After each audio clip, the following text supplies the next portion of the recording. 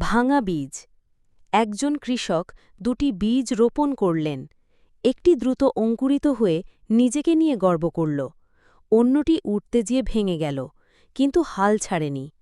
কয়েকদিন পর প্রবল বৃষ্টি এলো, গর্বিত গাছটি ভেঙে পড়ল। ভাঙা বীজটি শক্ত হয়ে দাঁড়িয়ে রইল। কৃষক বললেন, গতি নয়, টিকে থাকার শক্তিই প্রকৃত শক্তি। নীতিবাক্য: প্রকৃত বৃদ্ধি আসে সংগ্রাম থেকে, তাড়াহুড়ো। সদয় পাথর। একদিন এক পিপাসার্থ কাক অল্প পানিযুক্ত কলস পেল। সে পাথর ফেলতে লাগল। একটি সদয় পাথর বলল, শেষে আমাকে ফেলো, আমি সাহায্য করব।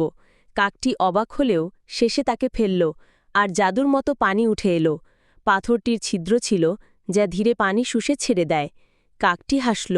কখনো কখনো সদয়তা নীরবে অপ্রত্যাশিতভাবে কাজ করে। নীতিবাক্য: সদয়তা উচ্চস্বরে নয়, তা বুদ্ধিমতী ও ধৈর্য।